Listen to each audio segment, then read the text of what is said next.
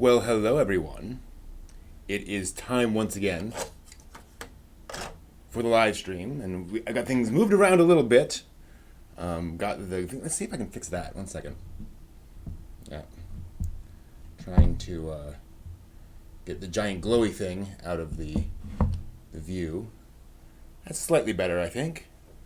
Let me get it back up a little bit. Nope, that's gonna do it. That's about all I can do. All right. A little weird. Yes, I gotta. Not quite Space Invaders, actually. Space Invaders plus something else. If you recognize the reference, that's cool. Welcome back. It is time once again for the Saturday Anime live stream. Time to talk about anime. Hey Ginger Gaiden. Hey Jay. Hey everyone else. Good to see you all. I'm going to talk anime and all sorts of good stuff. Tron, very good. That's right. That is a Tron figure. Tron, very formative for me. Tron, one of the movies I grew up with. The original Tron, from '82, I think, 1982. In fact, my first movie memory is of Tron. The very first movie I remember seeing was Tron. I must have been like 5. Obviously didn't remember a lot of it, but yeah. Yeah, Tron a big deal, which is probably why I got into tech. Just guessing. But this is a stream about anime and such. Enjoying that. Yeah, Tron is very much a product of its time. And I don't mean that in a hugely negative sense, but I mean it is just very visually distinctive. It looks just completely different, wildly different. And so, in a sense, it looks like something made in the 80s, but it also looks like something unlike anything else. And so a lot of folks just don't really like that visual style, which I appreciate. They were trying for a particular tone, a particular just weird visuals. And I know a lot of folks just bounce off it, but I love it. And it certainly works for a lot of people. But again, you kind of have to get in the mood of how would you tell a story set in the digital world in 1982 with the tools you have. This was kind of the only way of making that work, in my opinion. So, or one of few ways. And if you dig into the backstory of the original idea, Tron was originally going to be an animated movie, actually. It was originally going to be all animation. It was pitched by an animation studio out of Boston, I believe. They wanted to make this animated movie set inside a digital world. They shopped it around a bunch of people and got no interest. And eventually Disney picked it up and said, but we can't really do it that way. What if we did it partial live action? That's the thing, Jay. It's a great point. A lot of folks just don't like things that look different, which I don't understand at all. But I think a lot of things are definitely worth appreciating for what they are. I think the original Fantastic... no, not Fantastic Voyage. Forbidden Planet, that's what I'm thinking of. Forbidden Planet is a tremendous film. It hit me very strongly, but it's from the 50s. And it's got pie plate shaped spacecraft, like UFO shaped spacecraft. It doesn't look cheap, but it looks like the 50s. And you have to understand that it is made to be, to evoke the style of the 50s and to evoke the kinds of things folks in that era appealed to, right? And it's telling a very serious story with those classic sci-fi trappings. I don't think we get things like Star Trek and thus modern sci-fi if you don't have things like Forbidden Planet. So again, it's worth going back and appreciating those things. It's like a classic anime, right?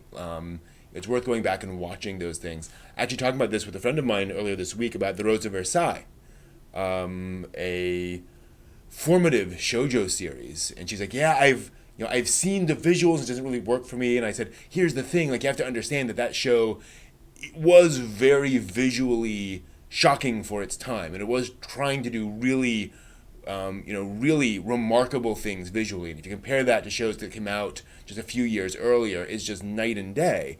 And that doesn't mean you have to like the visuals, but it is very visually innovative in a lot of ways, particularly in the kinds of stories it's willing to tell.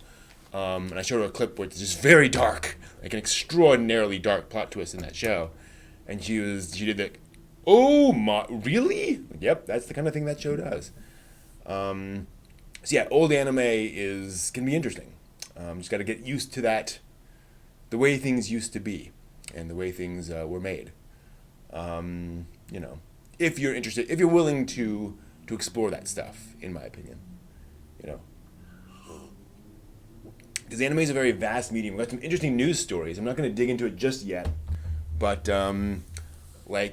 this week we got an announcement of an adult manga being adapted into an anime. Oops, there goes my. There we are.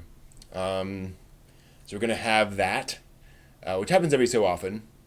And I don't mean just like an adult anime either. Like there's going to be a regular version, like an all ages version, and then an adult version. Because hey, why not? I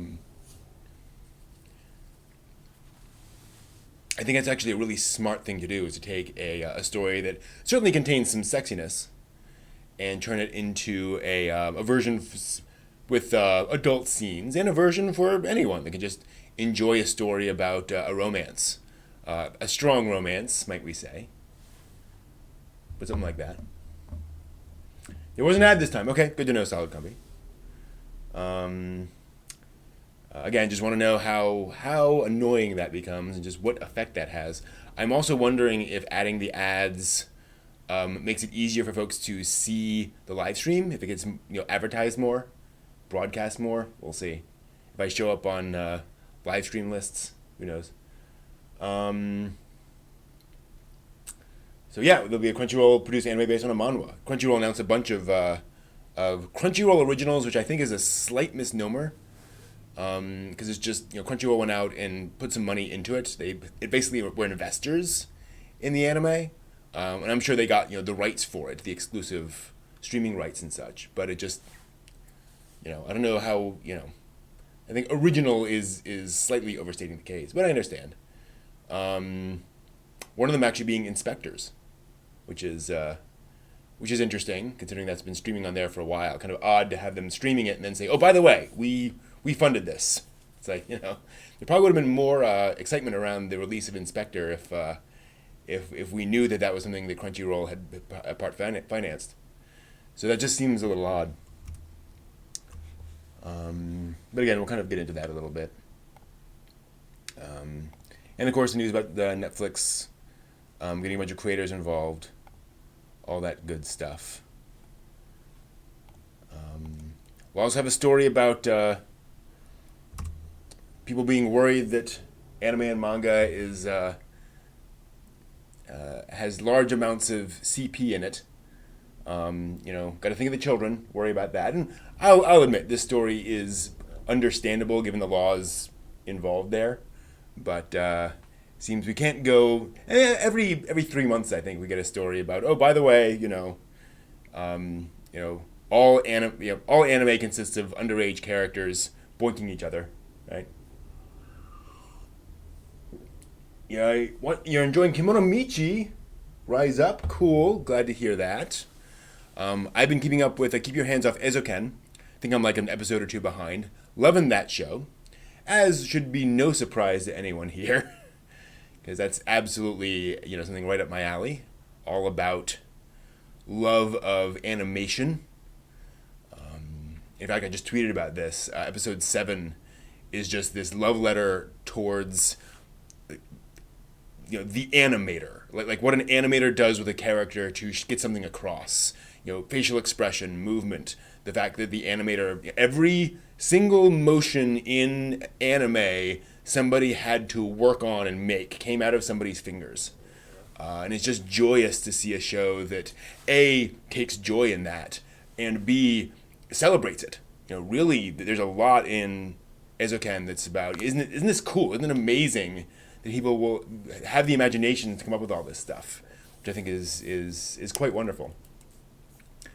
Other than that, anime wise, I watched Night is Short, Walk On Girl earlier this week, which is lovely and weird.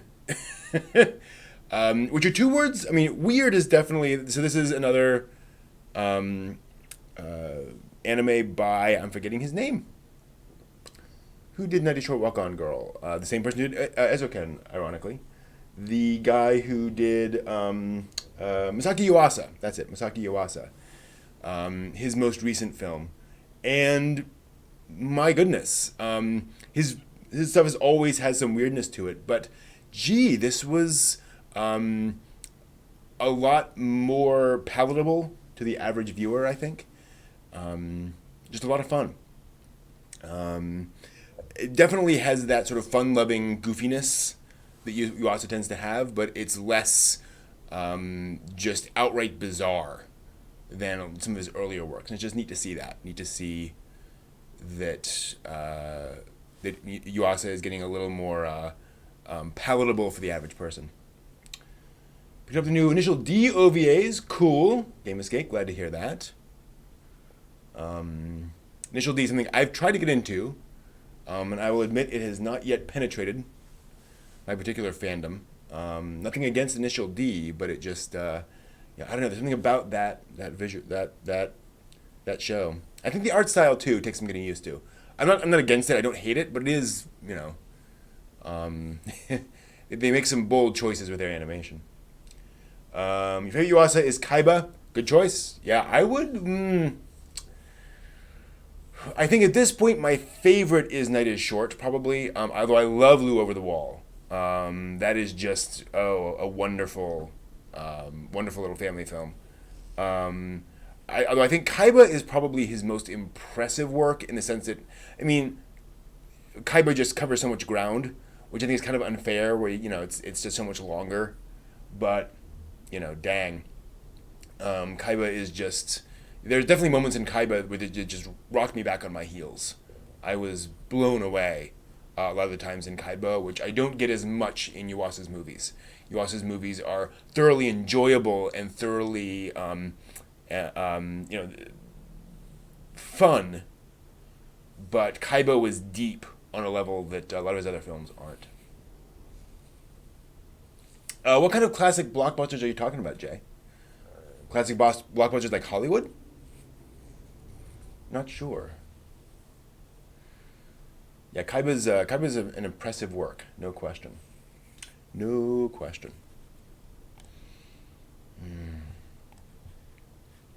Just trying to think what else anime was. Oh, I actually also read a book. Let me see if I can show you this without causing too many problems. YouTube's going to be very angry with me if I show you this book in any detail. Can I have... Yeah, let's see here. Should be here. That's it.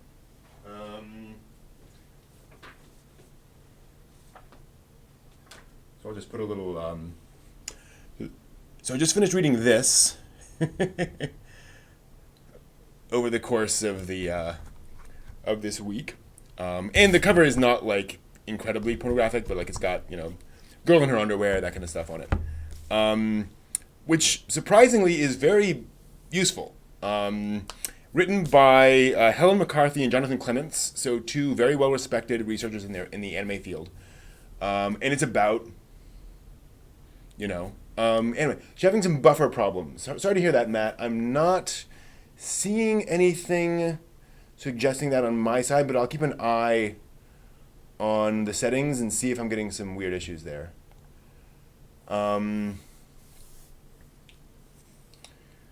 Gotcha, Game Escape. That nostalgia of discovering cards and that kind of stuff. Yeah. See, I never had that. That was not my experience growing up at all. So that would explain it.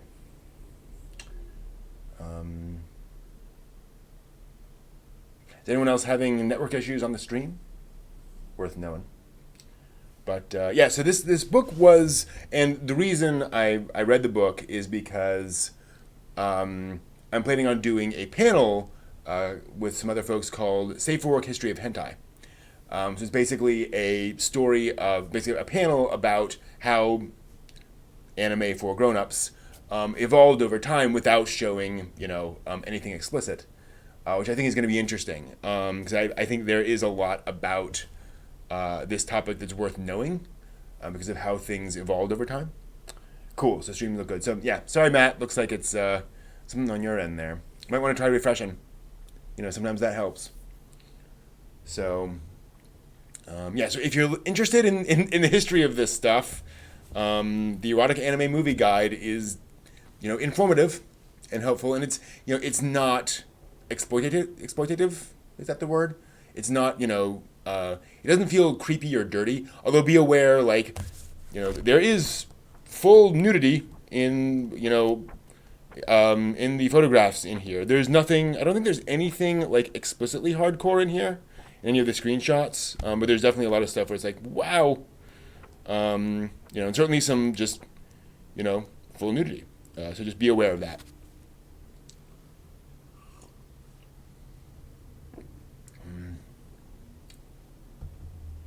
So yeah, it's a tough thing to quantify, Jay, the influence of blockbusters on and like Hollywood blockbusters on anime, because there are certainly some strong influences you can point straight to. Bubblegum Crisis classically, has a lot of Blade Runner references in it.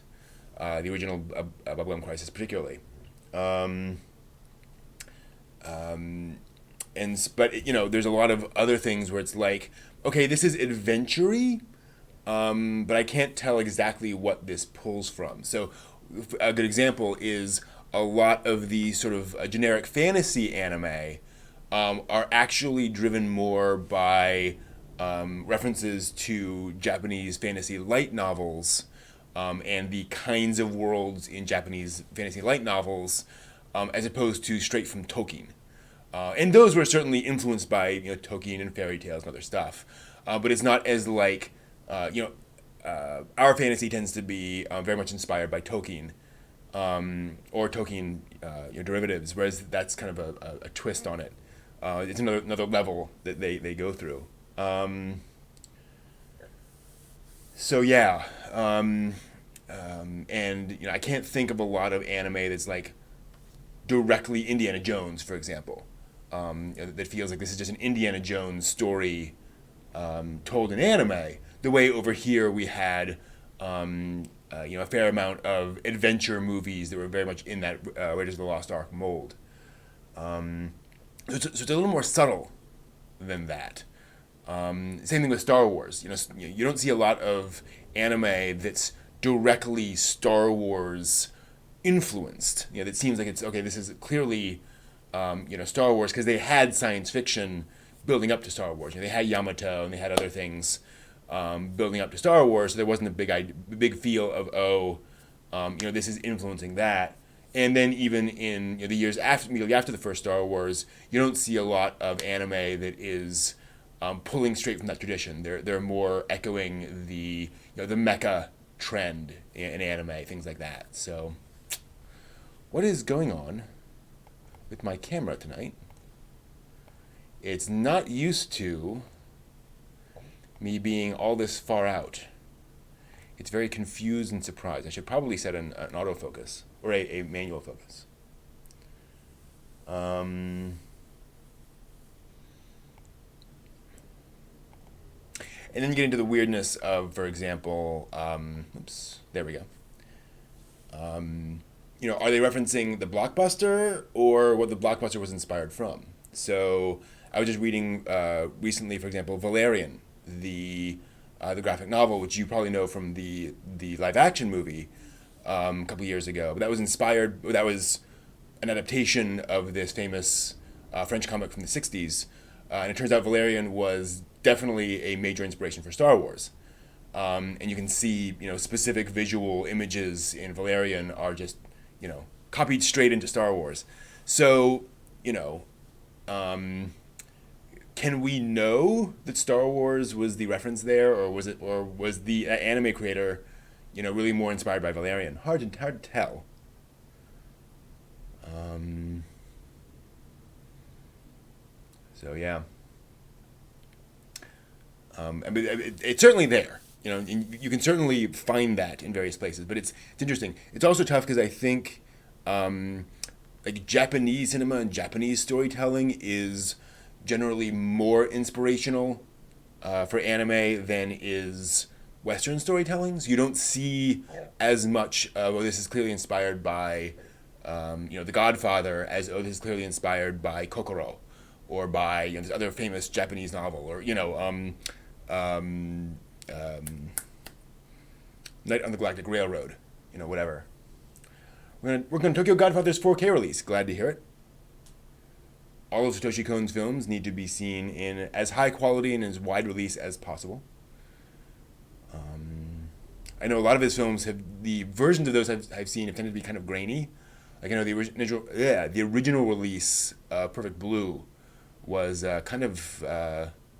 was pretty god awful, as I recall. Pretty grainy, at least again in the copy kind of I got. So hopefully folks are really, and of course now that he's sadly passed away, we're getting Kon's films, and he's got that respect to get the quality it deserves. Because Kon's stuff definitely deserves it. My gosh. Kon, one of those treasures that we get every so often. And back when there wasn't a lot of anime film being made. Kon was definitely working at a time when Miyazaki was, less active. Hosoda had not gotten off his feet. Yuasa certainly was not making a lot. Shinkai was not making a lot. So Kon was one of the few, one of the very few, and now we seem to have broken out of that mold. You know what I'm thinking of doing? I'm thinking of doing a giveaway to someone in the chat room, but I'm trying to think of a good way of doing it. Before, it would be whoever was at a certain point in the chat room, I would do a giveaway at that point, but the chat doesn't really fly as quickly as it used to, so it's not as random. It's not as much of a constant flip of messages that it used to be. So I've got to figure out how to do that, how I could pull someone from the chat room randomly. I don't know. It's a shame YouTube doesn't have any kind of plug-in that I could do to choose a random person in the chat. Yeah, maybe in the Discord. Russ, that's not a bad idea. And we've talked before about using the Discord instead of the YouTube chat for the live stream. But the problem is we get a lot of folks here in the live chat on YouTube, so I don't know that. The thing about an online randomizer is I then have to type in the names of all of you here in the chat room. I'd have to go in and manually do that right now because I never know who's going to show up. So I don't have a good way of doing that at the moment. And I want to make sure it's fair and I'm not just choosing some subset that I know, but that everyone gets a fair chance. Let me think about that.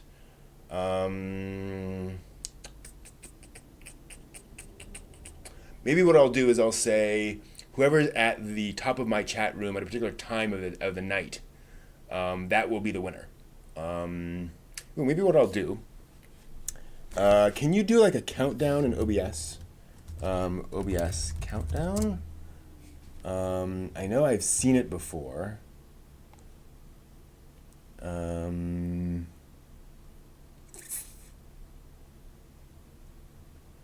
There's a tool in OBS. I don't think I can just turn it on though.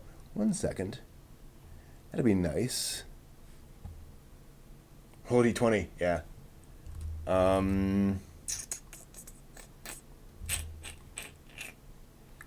know I had a countdown on here at some point, but yeah, it doesn't seem to be on here anymore. Oh well, so tell you what.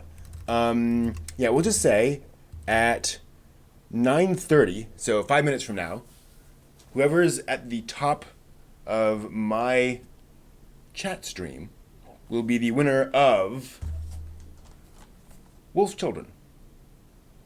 Actually, just the Blu-ray. This is a copy given to me by a friend of mine, and it only includes the Blu-ray. So sorry about that. But I will do that.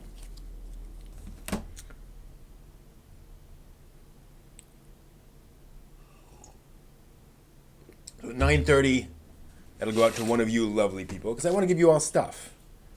I want to give you all the opportunity to see more neat things. And if you've already seen it, you can give it to somebody else. Spread the love. Why not? I haven't had really a problem with spam Salad Cumby. Because people generally, are not jumping in just for that. So if this got super popular, then I think that might be a problem. But for now, I think we're okay.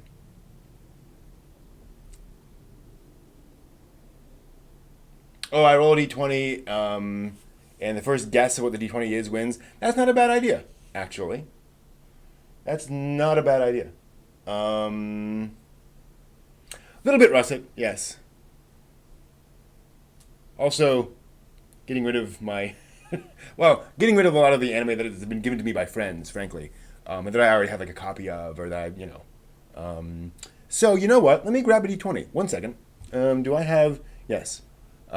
Stand by a few seconds.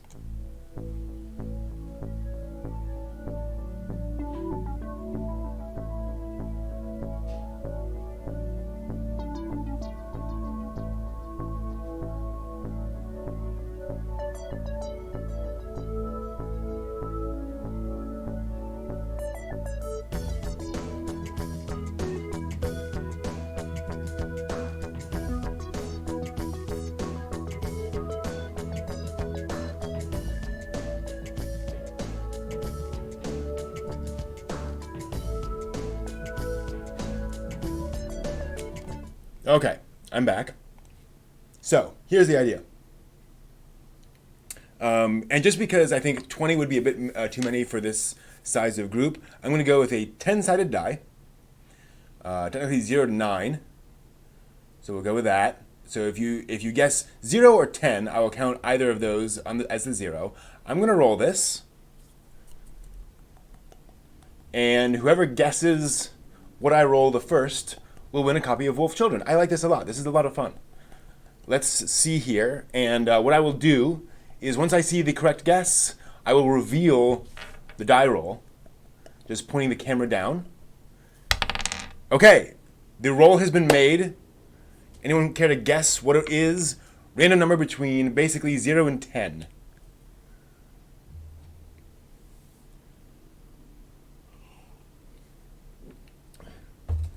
And we have a winner already. Look at that.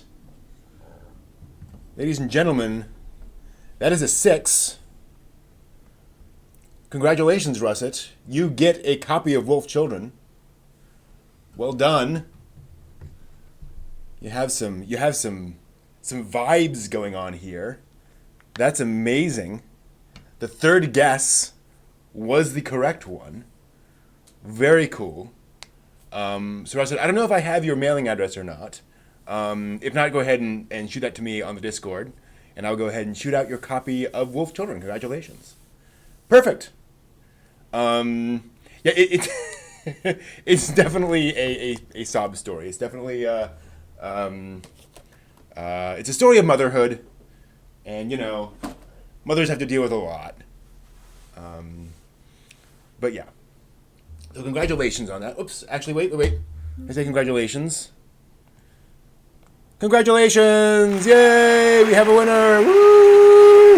Woo! Huzzah! I just love that GIF. I just love that. I've got to use it every time. Cool. So that will ship out. I also have the advantage that, not to not to brag or anything, but Capital One pays me sufficiently that I can afford to send out these things. I'm not gonna go broke by shipping out a DVD here and there. That's okay, Jay. Well, and Jay, you don't have to guess. That's the nice thing. It's what's really smart about this idea, and thanks again, Solid Company, for the idea. Is that if you don't want to be part of it, just don't guess. That works. Yeah, exactly what I said. Well, this is on top of the multiple terabytes of anime. That's actually a good question. How much do I have? Um, um, oh no. I don't have 2 terabytes of anime. No. I have 8. Yeah.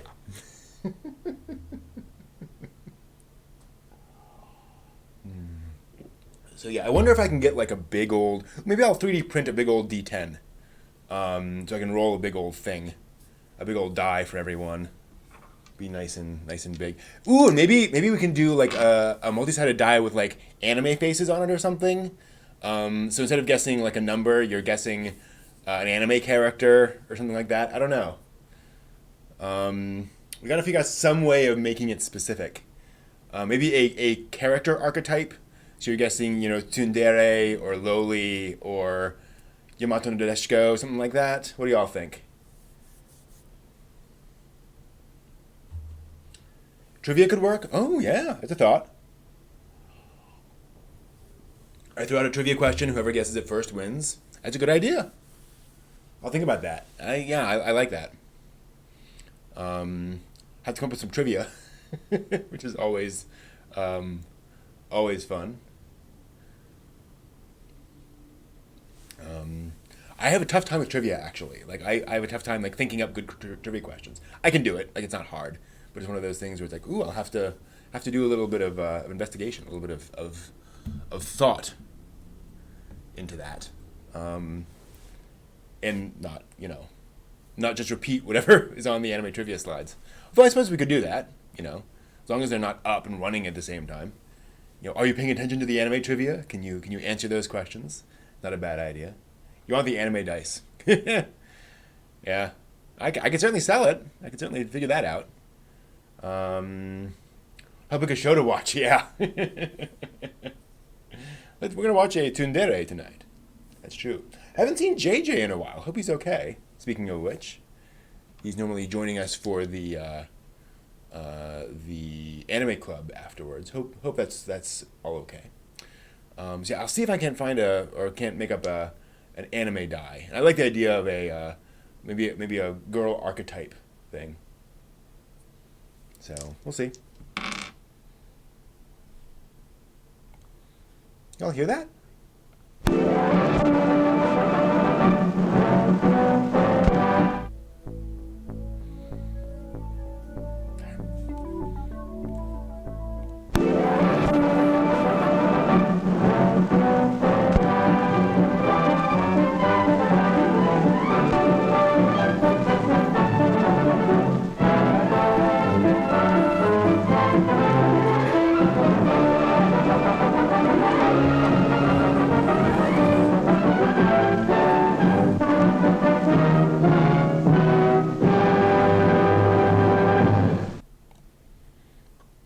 There we go. Let's make this work. Hopefully we'll make this work. Oh, I gotta transition over. Got a little different thing this time around. There we go. Yeah, okay, cool. I think we're good to go. Let's see how it goes. Oh, wrong date. Oh! Hope nobody else noticed that. There. Whew. Almost got the date wrong. That'd be terrible. All right. Welcome back to the latest anime and manga news for the week ending February 29th, 2020, leap year day.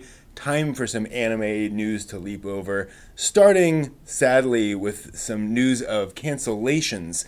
The coronavirus, COVID, has resulted in a number of cancellations this week, in addition to last week. The Doraemon and Shimajiro anime films have been delayed due to the COVID-19 concerns, as Japan has asked schools to close until April. The Anime Tourism Association has canceled its International Experience. Anime Japan 2020 has been canceled. The Seiyu Awards were canceled. A Love Live event was canceled by Bandai Namco. Several other pop idol events were canceled, and anime broadcasts in general have been delayed by at least a week due to either concerns about the coronavirus outbreak or through actual production delays that folks can't get stuff done on time because of that stuff. And understand that anime production is a global process now. You have folks from all over the world producing music, working on animation, so forth and so on. So it's not like everything about anime is done in Japan. They've got international partners in other parts of East Asia.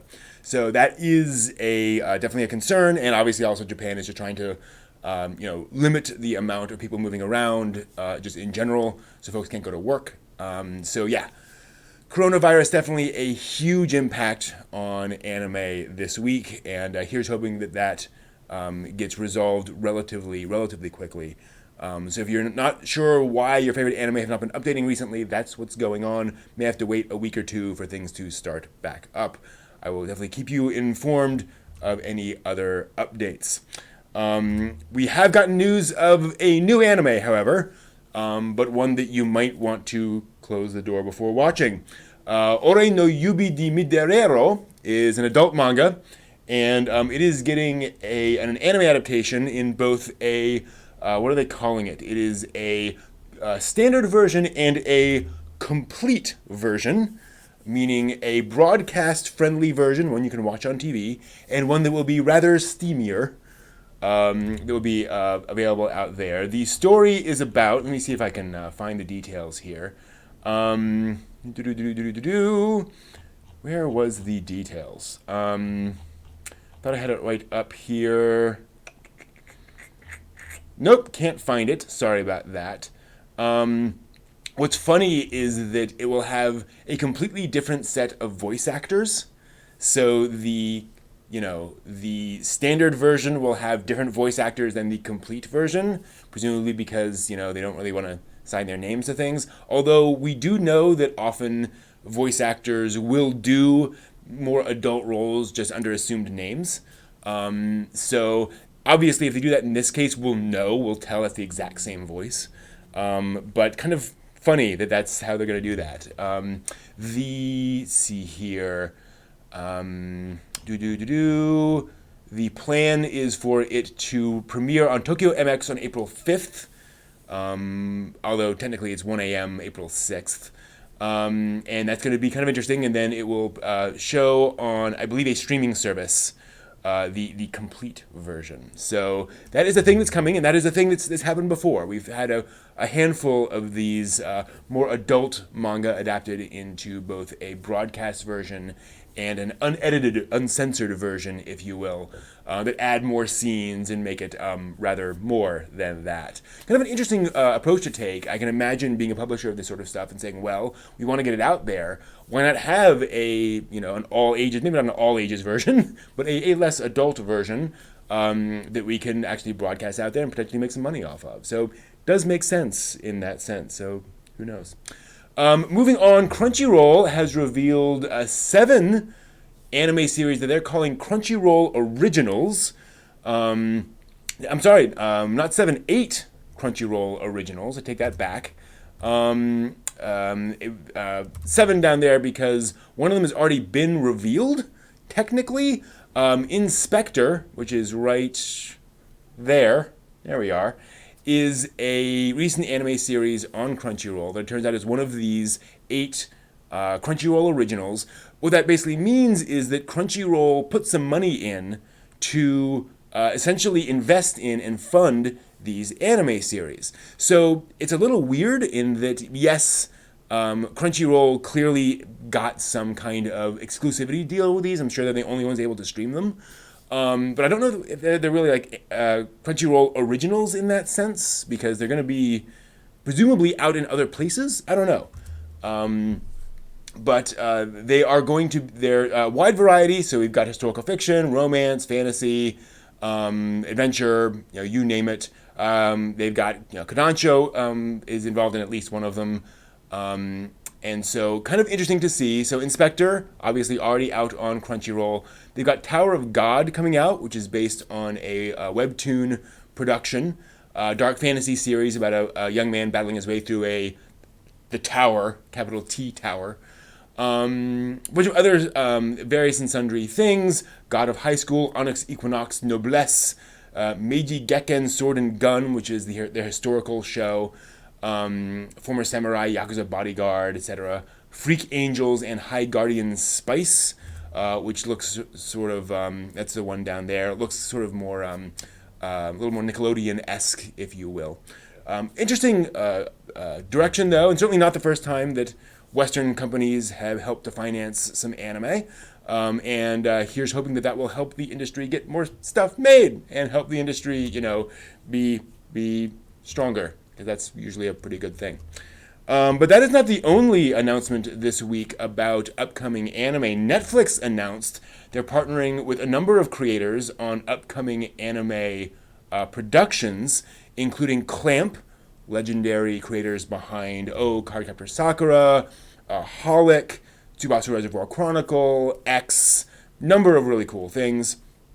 And so they're going to be working on something. Shin Kibayashi, who worked on The File of Young Kindaichi and Drops of God. Yasuo Otagaki, who worked on Gundam Thunderbolt and Moonlight Mile.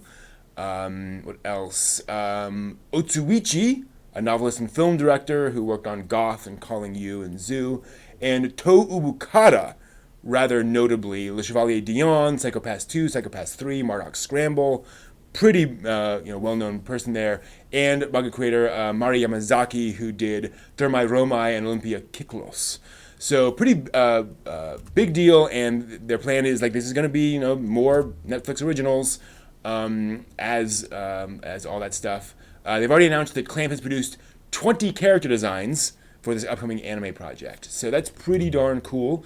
We'll be curious to see what's going to go on there. We were actually talking about this on the Discord and noting that Clamp is well known for its or for their distinctive character designs, but those designs have actually gotten more, standard over the past, the recent years. So their recent work doesn't actually look that weird, for lack of a better term, or that distinctive compared to the way they used to. So it'll be interesting to see how visually distinctive that Clamp show is, or if it looks more like any other anime. Quite possible. Moving on to some other sad news. Studio Laguras, a background studio, anime studio that does backgrounds, has announced they're going to dissolve in June due to, quote, various circumstances, which is usually key for something bad happened and we can't talk about it in public. Who knows? It's only been around since March 2013, but it worked on everything from I Want to Eat Your Pancreas, Mob Psycho 100, Seasons 1 and 2, Ghost in the Shell, the new movie, Devilman Crybaby, Empire of Corpses, Gintama, the final movie, bunch of other things. Always sad to see a studio involved in anime have to close its doors, and we hope everyone involved is able to find new work and move on. Also sad news this week. Excuse me. There we go. Junichi Goto, a voice actor involved in shows including the title character for Inferno Cop, was also in Space Patrol Luluko, and had minor roles in Ninja Slayer the Animation, Detective Conan, SSS Gridman, and others. He sadly passed away this week riding on a motorcycle.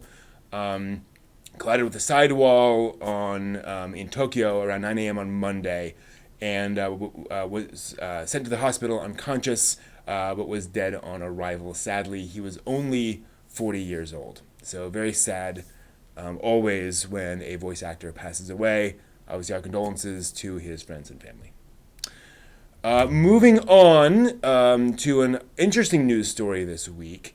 A new manga by Osamu Tezuka was published this week, which is a neat trick considering he's been dead for several decades. This new manga called Paidon was released this week by feeding a bunch of Tezuka plot lines and characters to an AI and then asking it to create a story synopsis out of all of those.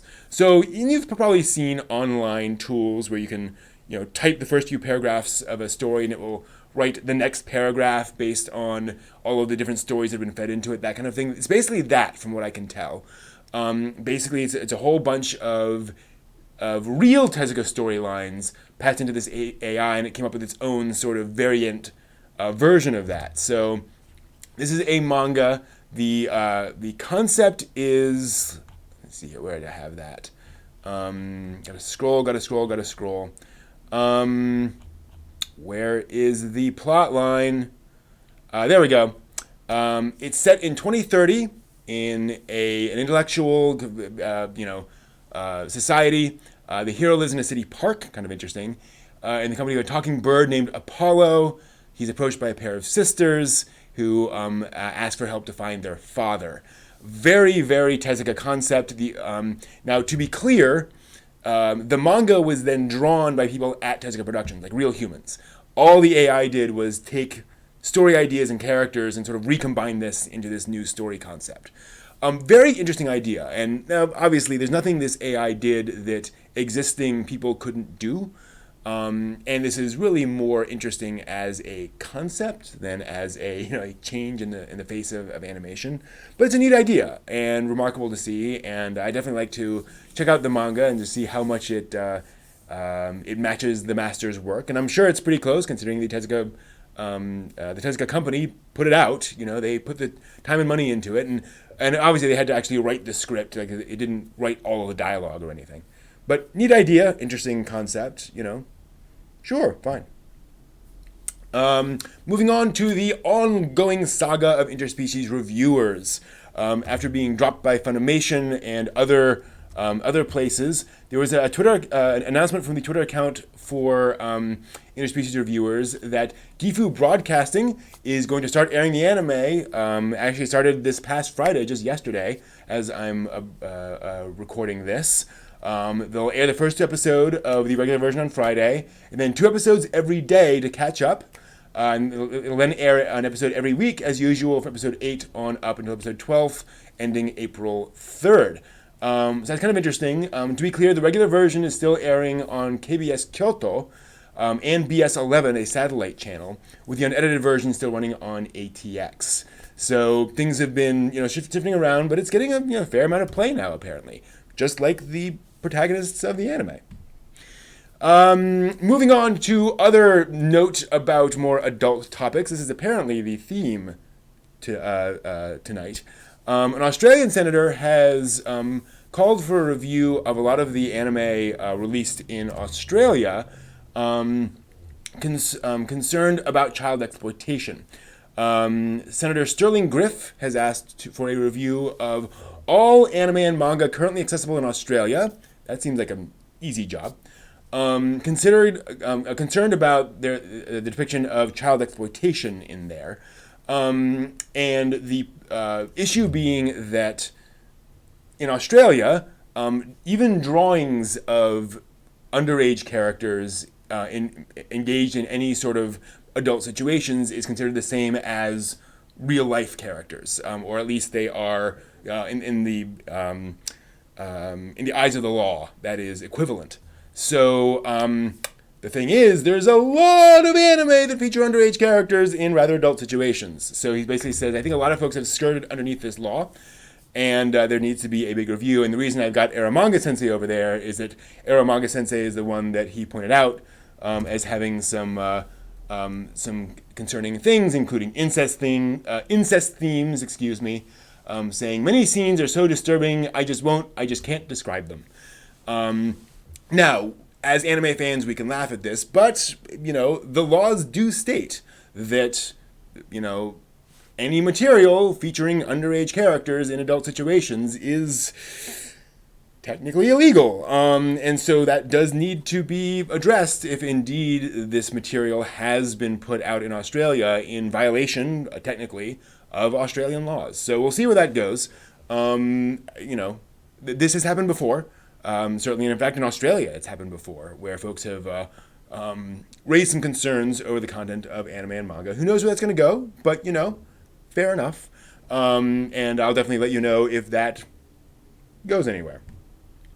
Finally, some good news for Gundam fans. The 40th anniversary of Gundam is finishing up with a bunch of great projects for Gundam, including a transforming Gundam. Now, they've kind of played up a lot of this about how transforming it is. From what I can tell, it's basically a Gundam unicorn where the little V thing goes, and then it goes, and it goes, and it goes, all by itself. And I think it lights up like on its own. I think that's basically the well, it's all they've shown off. I'll put it this way. So we'll see how that goes, or how much that does. There is some other cool stuff coming, however, as they've announced they're going to release a model of the RX-78-2 made out of Gundanium. Gundanium being the super alloy in the series of Gundams, but basically on the series in the world of Gundam. But the thing is, they've actually like made a custom alloy for these kits. Yes, imagine that. That's going to be interesting, and I'm sure it's going to be real cheap. We'll see. And they'll also be doing various other model kits and events for Gundam, specifically around Gunpla. The big theme of this is that there's going to be a whole bunch of new kits, a bunch of events, and just a bunch of excitement around Gunpla, including more stuff in the Gundam Build Divers universe and Gundam Build in general, because my gosh, that is working. People are watching that, and people are buying Gunpla. So, good news there. So yeah, if you're into Gundam and into Gundam model kits, there's plenty more fun stuff on the way there. And I gotta admit, that is a really fun part of fandom. If you're not into it, maybe now is the time. Hey, who knows? It's a fun hobby. So hope you all enjoyed that. Hope you all found that interesting. Thank you all for watching as always. See you next week. All right.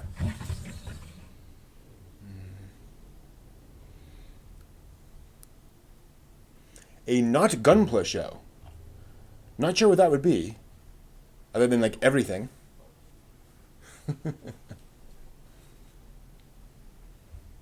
Oh, there's the line. Mm.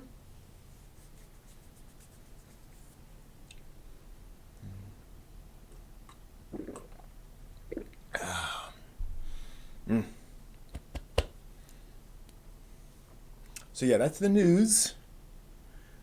No big surprises. Sad about the coronavirus updates. Obviously, wise in the face of everything going on. Let's just shut everything down and prevent the spread of this disease. That's a good idea, but always sad. Oh, I gotcha. Solid Company. I appreciate that. Yeah, I think everyone, not everyone, but I think I think hardcore Gundam fans are a little tired of the Gundam Build universe. But it's it's big, and I think it's like a lot of other things. This is its time. The Gundam Build series will have their moment in the sun, and that'll be fine. And it'll pass. This too shall pass, like everything else. Don't have the hands for Gunpla. So this is how my hands are normally. I'm not trying to like do this. They just normally naturally shiver all the time. And I can still do Gunpla. So you don't have to, get into Gunpla, but just FYI, if you ever do, don't be surprised if it's possible. Yeah, I have just naturally shaky hands. I actually talked to my doctor about it some time ago, and he looked at it and he said, it's well within the range of normality. Like, a lot of people just have shaky hands. It's not something to worry about. But, yeah, I'm just one of those. Yeah, I'm not gifted for Gunpla, but I've certainly assembled a bunch. I have, about a dozen up in the other room, which I should probably bring in here at some point. That would not be a bad idea. The problem with this set is that it's not a set. This room, my workshop, is that I don't have anything close that I can kind of show off things. Perhaps I should build a little like rack or something that I can wheel up, have nearby, maybe over here. you can kind of see Gunpla. I don't know. I have not seen Hanjo TV. No, I'm afraid not. I did catch up on Japanology recently, though. What a wonderful show. If you want to know anything about Japanese culture, Japanology will not teach you everything about Japanese culture, but it will cover a lot about Japanese culture. You will learn huge amounts about that from Japanology. And I know I've talked about that before. But yeah. My most enjoyable Gunpla build. That's a great question. Boy. Huh. It might be my first one, which was a Wing Gundam, which I don't think I have anymore. It's I gave it to a friend of mine. Wing Gundam was a really fun experiment, but because I had never built a Gunpla before, and finding out that I could just do it. In fact, I had not planned to build it. I bought the model kit for a friend. He wasn't interested in it. He said, I can't build stuff. So I was like, heck, I'll build it myself. And it was just so fun seeing this thing come together by just me doing it with my shaky hands. So I think that was the most fun, really, just because of the satisfaction of realizing it was possible. I think after that, I think the most satisfying, right, in the sense of accomplishment, was definitely the perfect grade Estray I built, because it just took forever. That was like a 14-hour build. Just so many pieces. Unreal. But just getting it all together and having it actually stand up was really, really satisfying. Most things worth doing are hard to do. It is true. It is the reality. But yeah, I really enjoy Gunpla. I will admit I've kind of gotten to a point with Gunpla where I'm kind of satisfied. Where I don't feel a need to make a lot more Gunpla. I'm not one of these people where now I'm going to make dozens more. I will admit. Oh, yeah, fair enough, Jay. Fair enough. Totally understood. That is definitely a good reason. But yeah. I've been thinking a lot recently about anime as animation and about how we look at anime differently than other forms of media. And obviously, Keep Your Hands Off Eizouken made me think about that. But also, I watched this week the Ralph Bakshi Lord of the Rings. As I described it to some other friends, they made a lot of strong artistic decisions in that movie, and every decision was wrong. And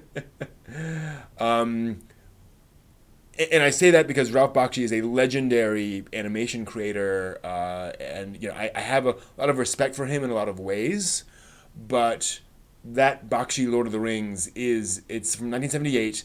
It is a glorious train wreck of all sorts of directions they took and ideas they took that just did not come together at all. Like, everything clashes in that film. Everything clashes. And it's weird because you get somebody who believes in animation very, very deeply. And he believed in Lord of the Rings. He was a huge fan of Lord of the Rings. This was not I'm just going to, cash in on this big franchise. And you see all these approaches to animation that just don't work at all. And then I contrast that to how I look at anime, where often the animation is limited, it's stylized, it's often kind of simplified, but in ways that I feel are elegant and that are effective, right, that don't clash with other elements in the show. We all see anime where the backgrounds are these beautiful but very simple, stylized, almost watercolor paintings. And you have anime characters on top of that don't have the same color scheme, but still blend. It still works. Obviously, sometimes it doesn't. But it amazes me how often, if you actually look at the backgrounds compared to the animation, it's like, why does this work? Why does my brain get tricked into this? And I think it's something that anime fans can do that a lot of other people cannot. A lot of other consumers of media don't see that. They're not aware of that. They don't appreciate it. It's just kind of invisible to them. And they're not even paying attention to the animation either. I don't think people can see animation most of the time. But I think a lot of anime fans, at least, if not most, I don't know, have that ability to see, oh, that's what's going on there, to recognize the subtlety or the working within the limitations that is so common in anime. What do you guys think? Like, do you feel like you can see what's going on in anime, or that you can appreciate what anime does differently than like Disney style animation or traditional American limited animation or what have you? Do you think anime fans have kind of an eye for that approach to animation differently than other people do? And is that important? Like, should people care? I'm not sure. And I'm going to lower down a little bit here. Get ready. We'll get.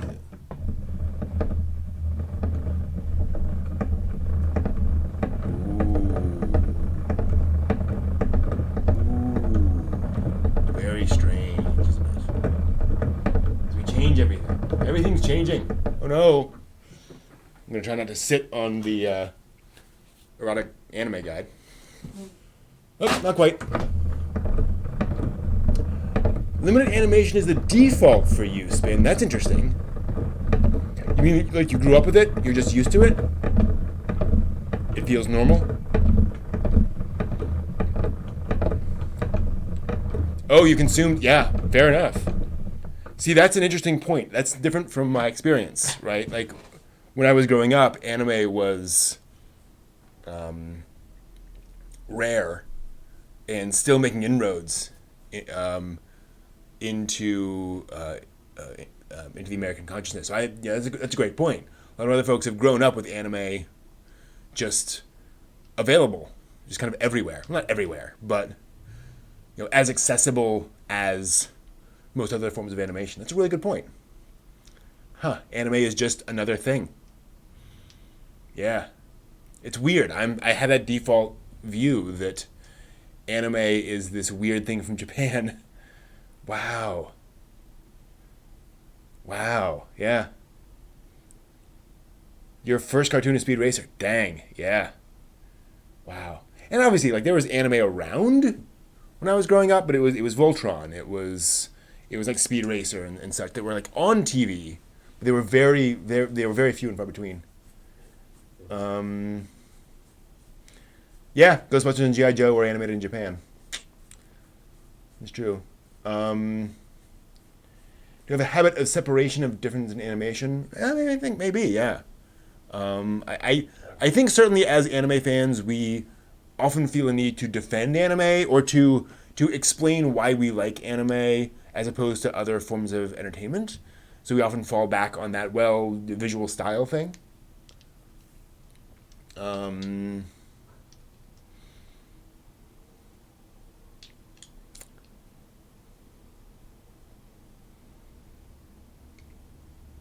Yeah, I don't know. I think there's a lot of,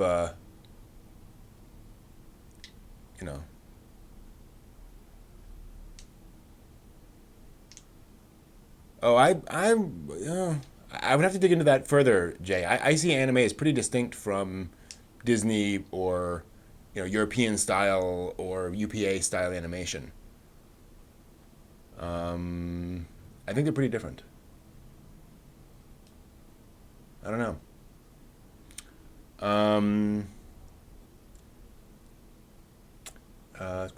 Greatest distinction is its cultural specificity, different than American entertainment.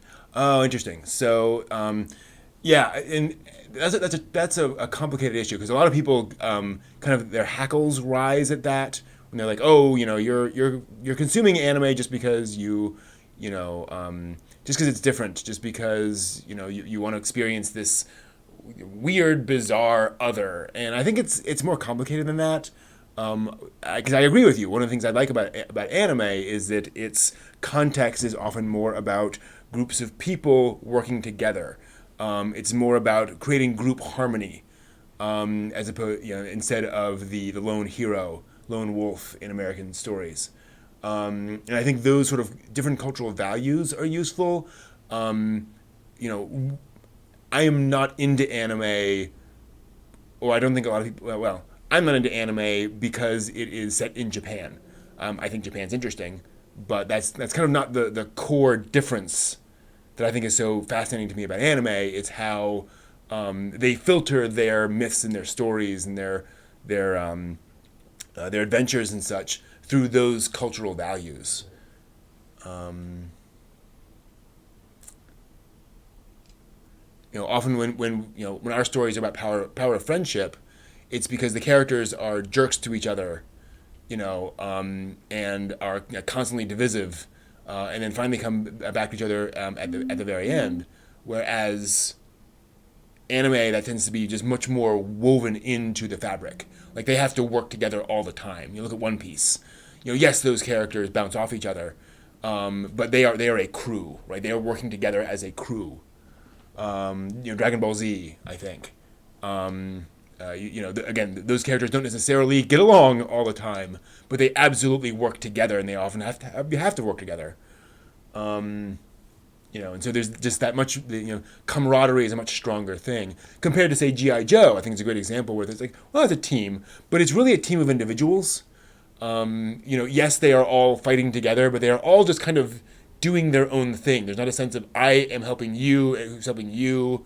We're just all in this one environment, addressing this one problem, because we're all physically here together, but not in a coordinated way. You get in anime. Um,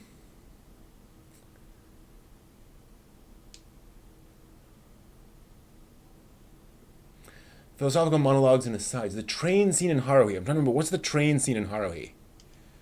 Um, I'm missing that one. Um,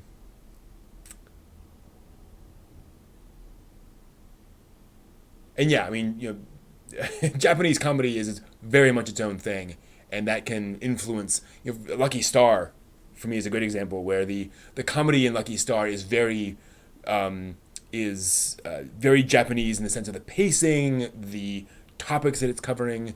The whole thing with the chocolate coronets in episode one of Lucky Star just is extremely bizarre unless you know the context that kind of is in. You're absolutely right.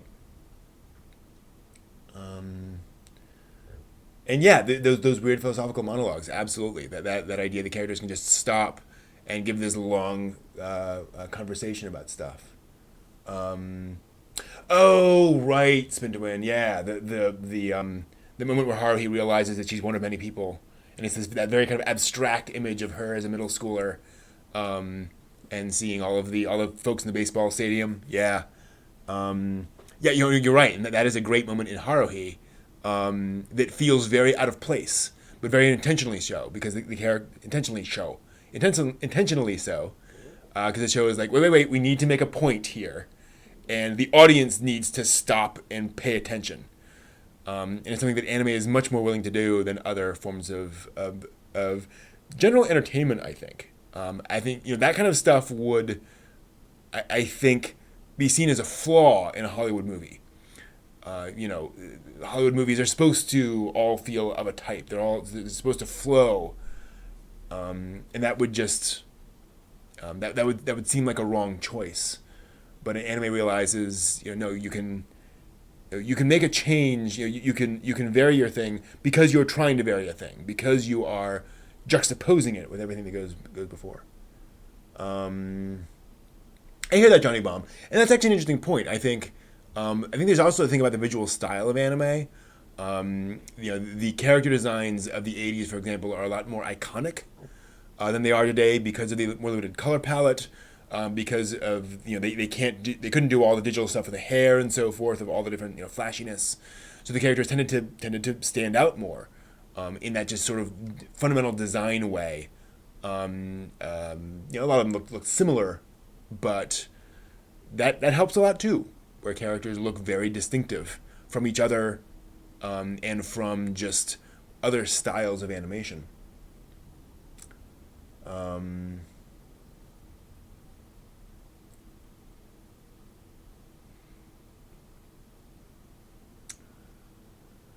oh man, Game Escape, backgrounds in anime. Yeah, I actually don't know too much about that topic. I should do some more research. That's a great topic, because man, backgrounds are a an alchemy to me. They can make or break a show in very weird ways, and so often they are so good. I know I don't like the word good, but it's amazing to me how rarely people say the backgrounds didn't make sense in the show or the backgrounds were bad or whatever, because they should, right? There should be a lot of shows where the backgrounds are just incongruous or not syncing up, or just the style doesn't match, or whatever, and they just work 99.999% of the time. It's really weird. How do they do that? And it's another one of those things that I think. I'm sorry. It's another one of those things that I think we tend to ignore, or that it is just such a part of the medium that it's easy for us to just take it for granted, because it's done so effectively. Um, well, yeah. I mean, Jay, I think any fan base has that, though. I don't think we're unique, in having those problematic elements of the fandom. Um, you know, Star Wars fandom certainly has it. Star Trek fandom has it. D&D has it. It's all there, unfortunately. Galaxy Rangers, yeah, totally. And now that theme song's stuck in my head. Thanks, Johnny Bomb. Oh man, that is a theme song that is legendary. I mean, uh, look up that opening theme at some point if you want to. It is just a beautifully animated opening, and just one of those songs that just sticks in your head. For a long time, I thought that was like the theme song to some movie, that they had appropriated for the animation. I was like, this must have been like in Roadhouse or something. But nope, like there we go. Um,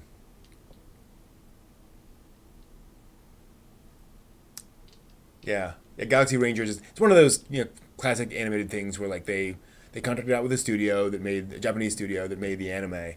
Um, that was then made for the North American market. So it was done entirely by Japanese staff. I think Galaxy Rangers was a little different in that, um, often back then just the animation would get passed on, so they would do like the backgrounds and the animation and so forth. But everything else would kind of be done over here. I'm sorry, but yeah, everything else would be done over here. But I think Galaxy Rangers was more Japanese production all the way through, other than like the dubbing. But when the third theme, yep, that'll do it. That's definitely stuck. Um, Though you're right, Spin to Win. Anime has won in that sense, right? Anime has become a popular form of entertainment. People know about it. People are talking about it. You know, an Australian senator is talking about anime. An otaku was on one of the most popular reality shows in America. Um, we're there. We've arrived at that level of popularity. And it's not that everyone in America is watching anime, but that's never going to happen, as we've talked about before. Um, yeah, things have definitely evolved.